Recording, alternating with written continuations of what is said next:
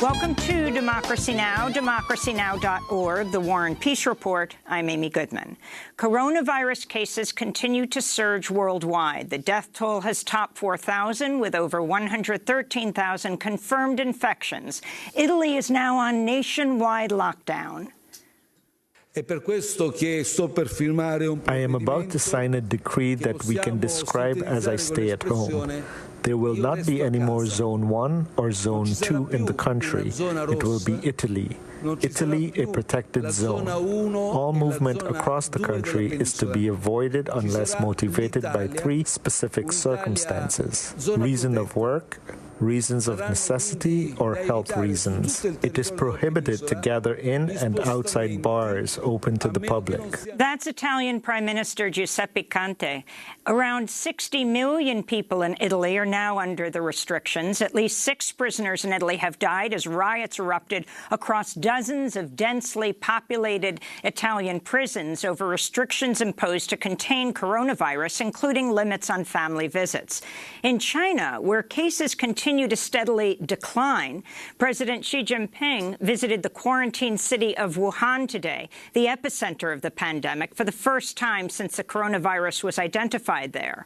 Here in the United States, a number of major universities have moved to online classes, including Ohio State, the University of Southern California, the University of Washington, Brown, Stanford, Columbia, and Barnard colleges. In Detroit, officials restored water service to thousands of households as fears spread of coronavirus reaching the city. Thousands of Detroit homes were without water because of unpaid bills. Florida Republican Congressmember Matt Gaetz announced via Twitter Monday he will self-quarantine after learning he'd had contact with an attendee at the Conservative Political Action Conference, or CPAC, who's been diagnosed with coronavirus. Gaetz reportedly received the news while aboard Air Force One with President Trump. Just last week, Gaetz appeared to mock the coronavirus outbreak, showing up in Congress wearing a gas mask as the House passed emergency funding to combat the disease. On Saturday, he announced a resident of his district had died from the disease. He's the latest Republican lawmaker to self-quarantine after attending CPAC last month. Georgia Congressmember Doug Collins is also in self-quarantine. Collins joined Trump on his visit to the Centers for Disease Control last week and shook Trump's hand. The White House says that President Trump has not taken a coronavirus test. Meanwhile, Wall Street suffered its worst day in more than a decade Monday, bringing losses in recent weeks to more than $5 trillion in stock market wealth. An oil price war between Saudi Arabia and Russia further compounded the stock market turmoil. We'll spend the entire hour on the coronavirus pandemic after headlines. Voters are headed to the polls and caucus sites today in 6 states: Michigan, Mississippi, Missouri, Idaho, North Dakota, and Washington. Voting also ends today in the Democrats Abroad primary. A total of 352 delegates are up for grabs, with the biggest prize being Michigan, which will award 125 delegates. Bernie Sanders beat out Hillary Clinton in Michigan in 2016. Michigan Governor Gretchen Whitmer has backed Joe Biden, while Sanders has been campaigning in the state with Reverend Jesse Jackson following his endorsement. Sanders has called out Joe Biden's record on trade and his support for deals like NAFTA, which he says have cost Americans millions of well-paid jobs and hurt unions. This is Sanders speaking at a Detroit rally Friday. Going to defeat Trump in Michigan, in Pennsylvania, and Wisconsin, it will be very hard for a candidate who voted for these disastrous trade agreements. Senator Sanders also held a roundtable yesterday in Michigan on the coronavirus. The primaries have narrowed down to a race between Senator Bernie Sanders and Joe Biden after Senator Elizabeth Warren and billionaire Mike Bloomberg dropped out last week after disappointing Super Tuesday results. Hawaii Congressmember Tulsi Gabbard also remains on the ballot, though she's been locked out of next week's debate following a DNC rule change on the delegate count needed to qualify. Bloomberg has since endorsed Joe Biden, joining other former presidential candidates Pete Buttigieg and Senators Amy Klobuchar, Cory Booker, and Kamala Harris. Senator Warren has yet to back either candidate.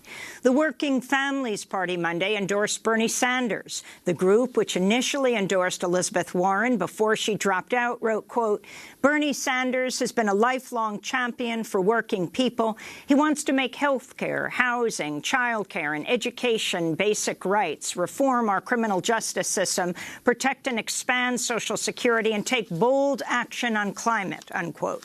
The progressive group backed his candidacy in 2016. Meanwhile, Axios on HBO is reporting Joe Biden's inner circle has been discussing possible cabinet appointments if he wins the presidency. Contenders reportedly include Jamie Dimon, CEO of J.P. Morgan Chase, and Ann Finucane of Bank of America for Treasury Secretary, Mike Bloomberg for World Bank President, and Susan Rice, Obama's national security advisor, or John Kerry as Secretary of State. Pete Buttigieg may be considered as ambassador to the United Nations after he quickly moved to endorse Biden after suspending his own presidential campaign. The plan is being described as return to normal, as a counter to the tumultuous Trump administration. In more primary news, Dallas County is requesting a recount of last week's Super Tuesday votes after officials discovered a discrepancy between the number of voters who signed in and the number of ballots cast. Marches continued across Latin America Monday, one day after International Women's Day, to protest femicide and state repression and demand equal rights and reproductive freedom. In Mexico, tens of thousands of women withdrew from public life as part of a nationwide strike dubbed A Day Without Us. Organizers are drawing attention to the fact that 10 women in Mexico are killed every day, often by their domestic partners. Women across Chile also staged mass rallies and took part in a work stoppage as part of the strike effort. Similar actions took place in Argentina, where demonstrators called out violence against women and voiced their support for recent efforts to legalize abortion. This is Andrea Conde of the feminist organization Avanza. Again, women, lesbians, and trans people go out to continue fighting for our rights in a very special year in Argentina, in a year where the president has just announced that he will present a project for legal and safe abortion.